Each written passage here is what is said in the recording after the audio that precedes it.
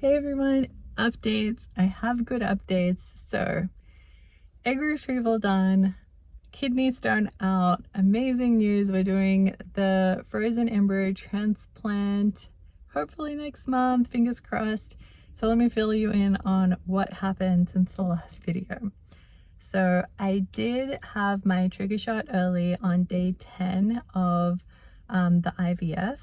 And on day 12 of IVF, I had my egg retrieval, and I had 76 follicles. They took 28 eggs out, and then they fertilized the 28 eggs, and 14 of them actually worked with the fertilization to like keep, I don't know, I guess evolving. And then of the 14, so half of them, of the 28, half of them were fertilized the traditional way, just with like sperm and egg meeting. And then the other half were actually, they picked the ultimate sperm and inserted into the egg, which is called ICSI for short. So that's kind of crazy. And then so we went from 76 follicles to 28 eggs to 14 fertilized eggs. And then on day 5, we had, drum roll, we had 6 embryo blastocysts, which is so exciting. And they actually graded them for us, which is like really cool to know. We had a 4AA, we had a 5AB, we had 4BB, and we had 2 5BCs, and like another one too. And yeah, it was just really cool. I spoke to my fertility doctor today, and they explained to me that this is kind of like their grad school grades, where they just took a snapshot and graded them. But if you actually had the super expensive tools to video camera them through their evolution, you would see that their grades change kind of frequently. So it's like looking at their undergrad results, looking at like their high school results, and all other factors, kind of their journey. So they're like, pretty much all of these embryos that you've got are excellent, good quality, and you have like 6 of them, which is, you know, as probably as good as it gets in one cycle. So this is all super exciting. And then we paid like 2,000 something extra to have them genetically tested to see if they have normal amount of chromosomes, and you can see the gender of them, which is so cool. So I know that we have 2 boys and 3 girls, and 5 out of the 6 were genetically healthy euploid, I'm pretty sure is the correct word. So yay for that. Oh my gosh. And I'm so excited that there was like both genders involved, so we can have hopefully both. And so yeah, and then it took a while again for them to organize the embryo transfer like protocol thing, and it takes a lot longer. And it still takes injections, unfortunately. So I've already started taking the vagina pills to be able to get my period at the right time. And then day 2 of my cycle, I need a blood test before 10 a.m.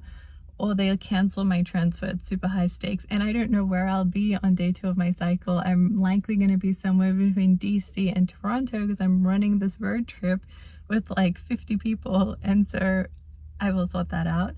And then they will, you know, monitor my uterine lining, make sure it's thick enough to grab this egg that we worked so hard for, this embryo to hopefully stick.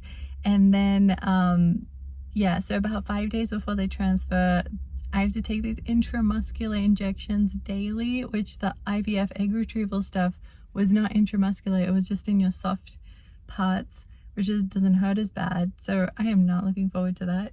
And you're supposed to take it for up to 10 weeks of the pregnancy. So that's like after you have a baby, you're still taking daily intramuscular injections, which, why? But like, it's the most effective form. Again, my fertility doctor confirmed, like, they did do like randomized control trials on this with like the tablet version and the progesterone in oil injection, and it's 5% better chances of it working. So unfortunately, I do want those odds, probably like most people. So taking the needles. Thank you, Armand, for helping me with those.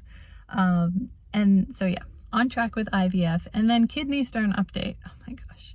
So I had a 3 millimeter kidney stone, and they're like, oh yeah, just drink a bunch of water and wash it out. And then it just wasn't getting washed out. And then I was also constipated for over a week, which was not helping with anything. And so then we called a bunch of urologists to be able to schedule the earliest surgery to get this out before like all the embryo transfer stuff happens. And thankfully we found one person who was willing to do it the next day. So a week and a half of me tolerating this pain and trying to pass it on my own, I was able to get into the surgery, and they were like, okay, it seems like it's a small stone, we'll just like grab it in a basket, take it out, and you'll unlikely need a stent. I wake up and they're like, okay, so you have a stent, your stone was in a really hard spot, so we had to laser it, and yeah, you just have a stent for a week and then we'll take your stent out. And so that night the pain was really bad again at 8 out of 10. Like the kidney stone, I was back in emergency, and they were like, yeah, it's really common for people to come in once they have a stent put in. It's really painful. And then pain medication, it felt better, but it was still a little bit of a struggle. But then my body kind of got used to it. And we also had a PhD graduation of someone close to us in California, which we flew to from Michigan to be there for them, and that was great. And then we came back, and the day I landed, I actually had the stent removed, and I saw how big it was. It was from like here to here with like little loops in the end. It was just like crazy that was in me.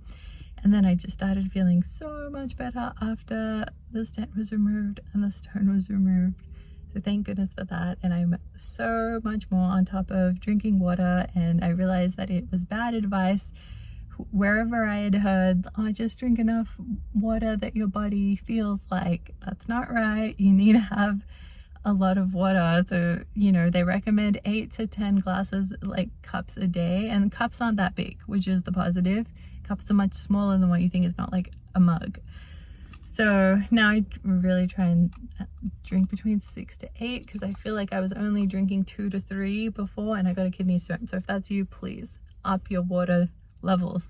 You don't want a kidney stone. They say it's worse than child labor. So I'm ready for childbirth now from the pain of after going through that. So I'll give you more updates soon, and bye.